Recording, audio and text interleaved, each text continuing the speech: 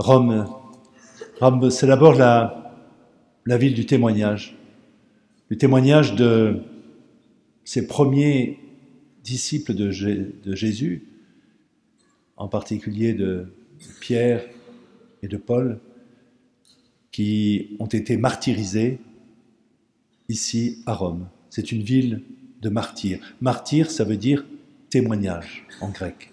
Martyr, c'est un témoin. Rome, c'est d'abord un lieu missionnaire.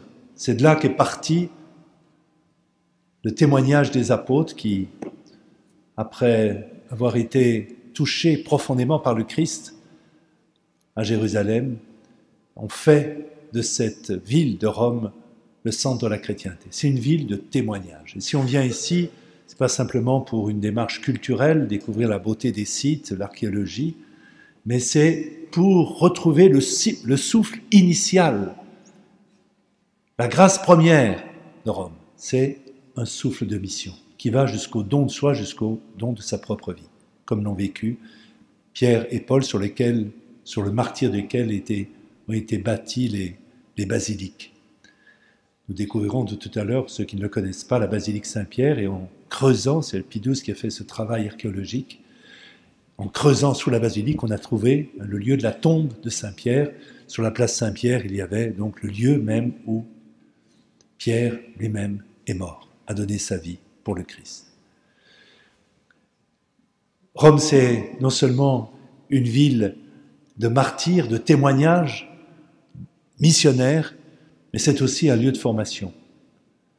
Ce qui est intéressant lorsqu'on va à Rome, vous le verrez peut-être plus au cours de cette semaine, je ne sais pas si les vacances romaines coïncident avec les vacances françaises, mais il y a énormément d'universités.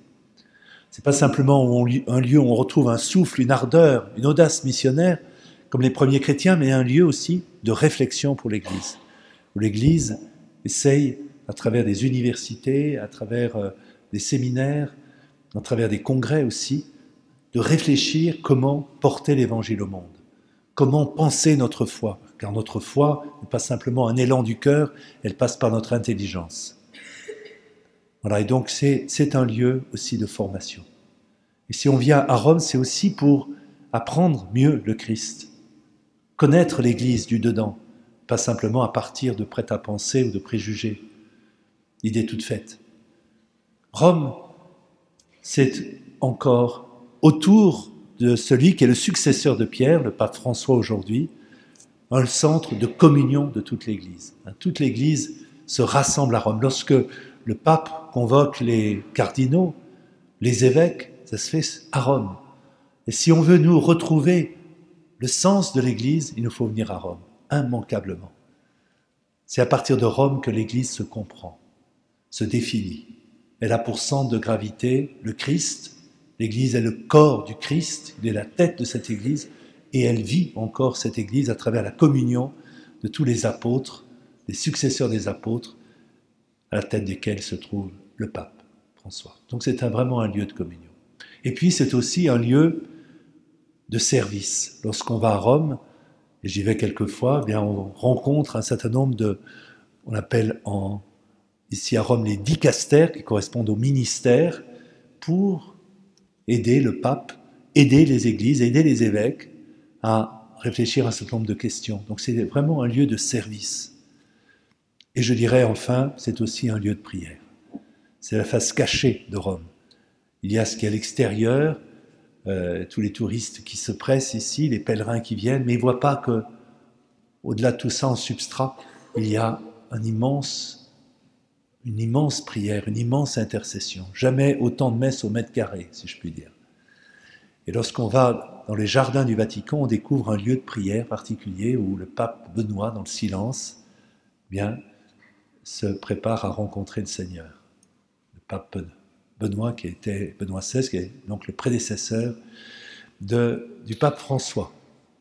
On dit en français que, vous savez ce que font le pape François quand il rencontre, ce que fait le pape François quand il rencontre le pape Benoît? Vous savez pas ce qu'il fait? Il papote. Bon. Donc, voilà, ces quelques dimensions-là qui sont la formation, la prière, la mission, le service, la communion, eh bien, sont vraiment organiquement vécus ici à Rome.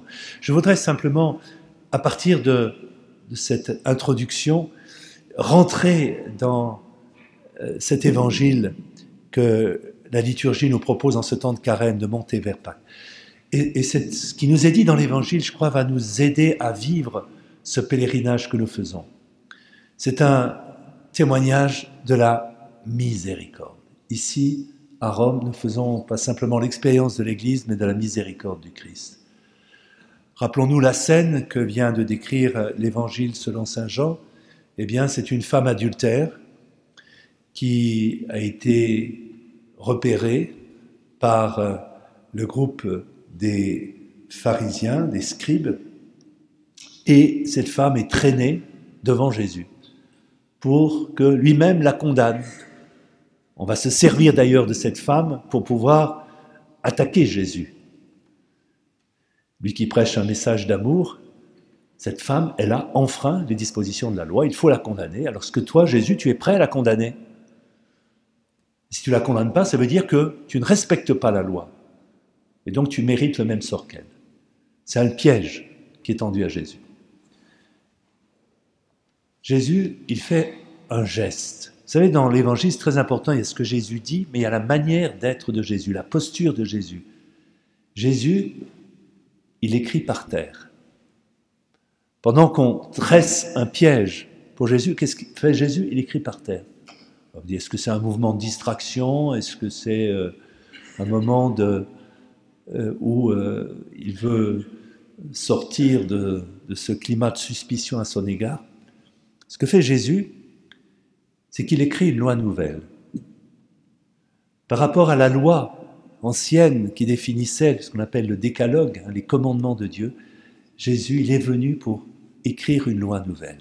J'allais dire pour écrire une nouvelle histoire pour cette personne. Elle est condamnée, elle a fait des gestes répréhensibles, elle a trompé son mari. Cette femme, elle est la figure de l'Église, du monde, elle est notre représentation. Chaque personnage que rencontre Jésus signifie plus que lui-même. Elle est le visage de l'humanité qui a trompé Dieu. Et on dit souvent « je me suis trompé », c'est-à-dire qu'on a fait fausse route. Jésus accueille cette personne. Je ne suis pas venu condamner, je suis venu sauver. Ça ne veut pas dire « allez, il n'y a pas de problème », non. Ça veut dire que tu as fait quelque chose de grave. Mais ma miséricorde, elle est plus forte que cela. Et ma miséricorde, si tu y participes, si tu l'acceptes, va te faire découvrir une nouvelle route. Je vais écrire pour toi une nouvelle histoire. C'est ce que fait Jésus. Et si, providentiellement, nous avons ce passage de l'Écriture au début de ce pèlerinage, c'est aussi pour nous signifier que Jésus veut, à partir de ce chemin que nous faisons ici à Rome, nous faire vivre une nouvelle histoire. Nous avons entendu dans la première lecture, on ne se souviendra plus du passé. L'autre jour, ça fait plusieurs mois, mais j'avais été à la prison, je vais retourner à la prison, non pas parce que je suis condamné moi-même, mais parce que je visite quelquefois les prisonniers. Moi, ce qui me frappe, ces hommes, ces femmes qui sont en prison, que ce soit à La Farlette, là je vais aller à Draguignan, ils sont plus de 600, c'est des hommes, des femmes qui ont été condamnés par la justice parce qu'ils ont fait des actes répréhensibles. Certains ont tué, d'autres ont violé, d'autres ont fait des choses horribles. Eh bien, qu'est-ce qu'on voit sur ces visages? Ils sont marqués par leur passé. Ils sont chargés de leur passé. Et je crée, chacun de nous, sans être condamné par la justice humaine, on porte son passé, qui est parfois douloureux, difficile, passé personnel, familial, conjugal. Eh bien, ce que Jésus veut faire, c'est nous rendre libres. Non pas oublier le passé, il nous marquera toujours, mais nous pardonner. C'est-à-dire l'assumer avec une nouvelle énergie. C'est-à-dire le confier à Dieu pour qu'il nous donne de nouvelles ressources à partir de sa grâce pour vivre un nouveau chemin avec lui. Voilà, c'est ce que veut faire le Christ durant ces quelques jours que nous allons passer ensemble.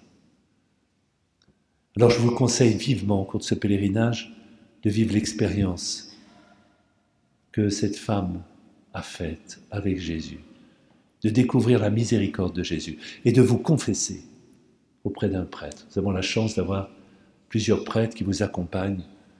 Bien, n'hésitez pas à déposer votre passé, le passé dans lequel notre responsabilité a été engagée, passé dans lequel on a trompé, on s'est trompé, on a trompé les autres, pour vraiment le déposer au cœur du Seigneur, pour que nous soyons vraiment libres, pour qu'une nouvelle page de notre vie s'ouvre, un nouveau chemin. Voilà ce que veut faire le Christ. Il veut écrire en nous une nouvelle histoire d'amour.